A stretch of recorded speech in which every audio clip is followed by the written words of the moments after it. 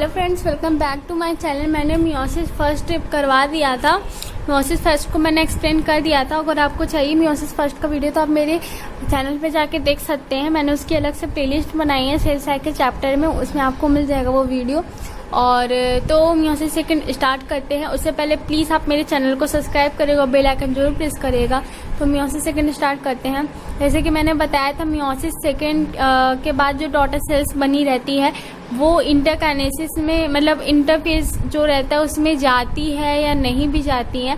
लेकिन अगर जाती हैं तो उसमें क्या होता है, जो सेल रहती है वो जीवन G2 फेज में जाती है, पर एस फेज में नहीं जाती, इसलिए उसको इंटरफेज ना कह के इंटरकाइनेसिस हम लोग कहते हैं। फिर आते हैं मियोसिस सेकंड में पहले स्टेज आता है प्रोफेज सेकंड।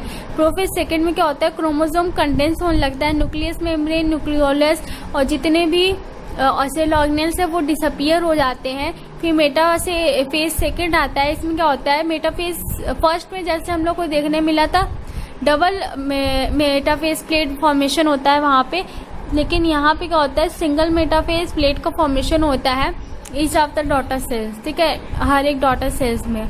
और एनाफेज सेकंड में क्या होता है, यहाँ पे सेंट्रोमेयर का स्प्लिट होना शुरू होता है।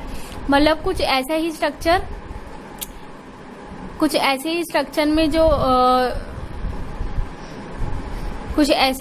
में जो क्रोमोसोम है वो डॉटर सेल्स में, हर एक डॉटर सेल्स में गया था।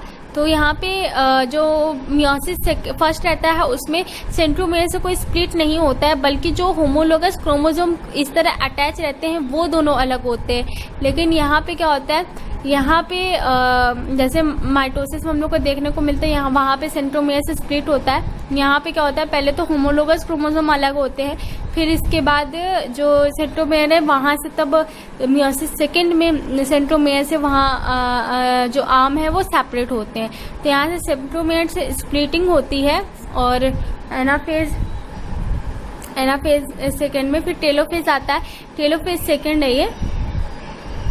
टेलोफेज सेकंड में nucleus membrane, nucleolus, cell organelles फिर से रीअपियर हो जाते हैं। फिर इसके बाद साइटोकिनेसिस सेकंड होता है। और फाइनली जो पेरेंट सेल है वो डिवाइड हो जाता है इनटू 2 डॉटर सेल। तो यहाँ पे पहले तो मियोसिस फर्स्ट के बाद 2 डॉटर सेल ऑलरेडी बने थे, फिर 2 डॉटर सेल्स मियोसिस सेकंड में गए, फिर दोनों डॉटर सेल्स, एक डॉटर सेल 2 डॉटर सेल्स को दी, तो मतलब 2 डॉटर सेल्स 4 डॉटर सेल्स को दी। तो मतलब यहाँ पे 4 हैप्लॉइड सेल का फॉर्मेशन होता है with the haploid number of chromosome, haploid number amount of DNA के साथ। तो फिर इसके बाद यहाँ पे 4 हैप्लॉइड मतलब डॉटर सेल्स का फॉर्मेशन हो गया, तो मियोसिस सेकंड खत्म हो गई। फिर सिग्निफिकेंस ऑफ मियोसिस, मियोसिस क्यों हम लोग के लिए जरूरी है।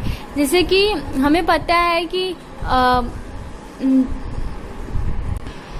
जब सेक्सुअल रिप्रोडक्शन में क्या होता है, जो बेबी का फॉर्मेशन होता है, हाफ एक जो है मदर से आता है और स्पर्म जो है फादर से आता है। तो जो स्पर्म और एक रहता है वो haploid number of chromosome contain करता है।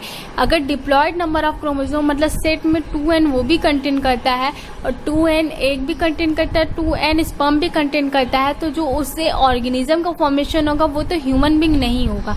तो उसको मेंटेन करने के लिए सेक्सुअल रिप्रोडक्शन में जो मेंटेन करने के लिए हैप्लॉइड सेल का फॉर्मेशन होना जरूरी है।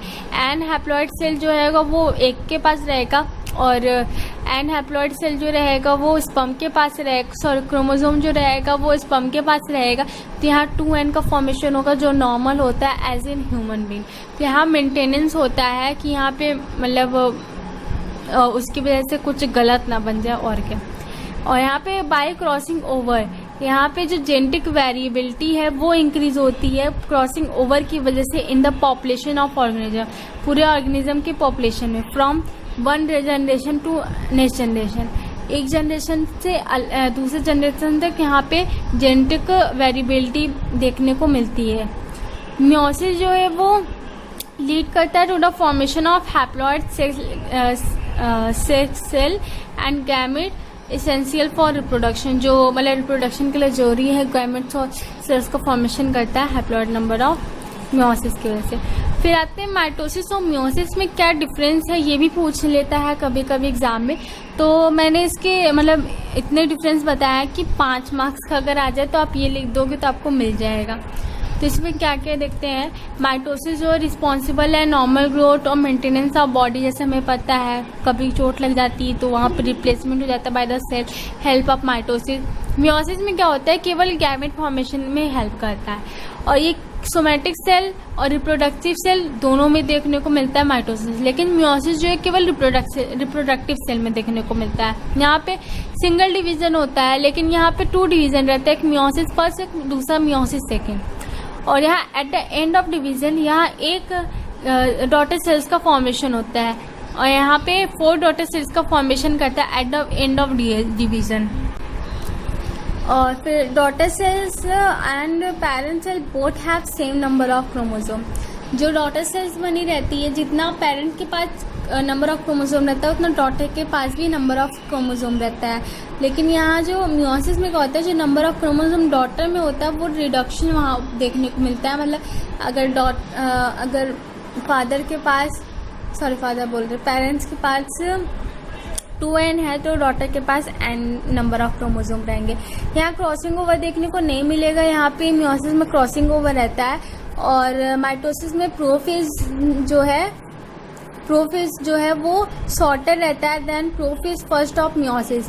मियोसिस के प्रोफेज फर्स्ट के मुकाबले प्रोफेज शॉर्टर रहता है, और इसमें प्रोफेज फर्स्ट जो रहता है मियोसिस फर्स्ट में वो सबसे लॉन्गेस्ट फेज होता है।